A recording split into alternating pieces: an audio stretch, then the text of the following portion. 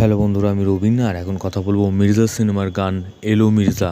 তো সেই গানটা খানিকক্ষণ আগে ড্রপ করা হয়েছে, তো এই গানটা নিয়ে কথা বল। তো এই গানটার কথা যদি বলি, গানের সেটটা কিন্তু বিশাল বড় করে করা হয়েছে এবং প্রচুর টাকা খরচা করা হয়েছে এই গানটার পেছনে। এবং এখানে সেট ডিজাইন বা লাইটের কাজ যদি বলি খুব ভালো হয়েছে এবং তাছাড়া প্রচুর ব্যাকআপ ডান্সার নিয়ে এখানে কাজটা করা হয়েছে এবং এখানে অনেক দিন পর আমরা একটা ফ্রেশ ডান্স দেখতে পাবো। মানে আমাদের বাংলা ইন্ডাস্ট্রির ক্ষেত্রে আমরা সচরাচর মানে নাচ দেখি, কিন্তু এরকম নাচ কিন্তু আমরা দেখি না। মানে অঙ্কুশ যে নাচতে পারে, খুব ভালো নাচে, সেটা কিন্তু এই গানটার মধ্যে, এই ডান্সের মধ্যে আমরা বুঝতে পারবো।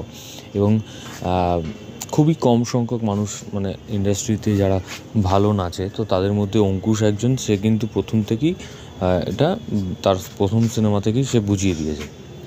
এবং তাছাড়া এখানে গানটা এই সিনেমার ক্ষেত্রে যেই রকম ধরনের গান, মানে এইরকম একটা অ্যাকশন সিনেমার ক্ষেত্রে যেরকম ধরনের একটা গান দরকার ছিল, সেরকম ধরনের গান কিন্তু এটা।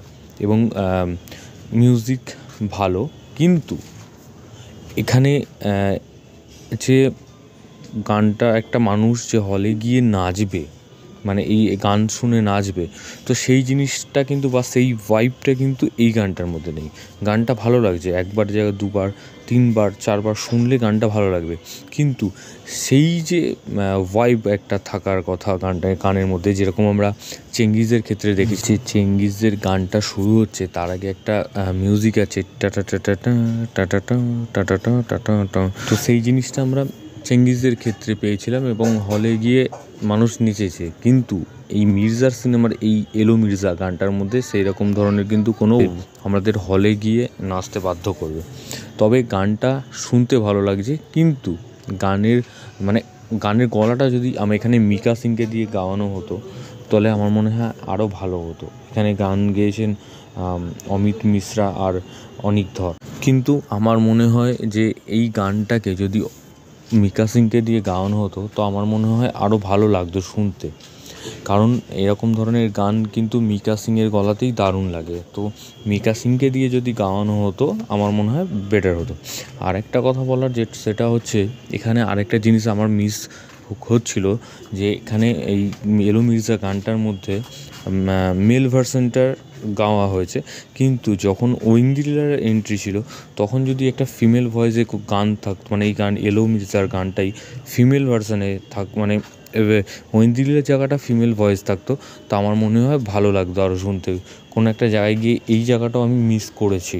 কিন্তু set design, lighting, colour collection দারুণ।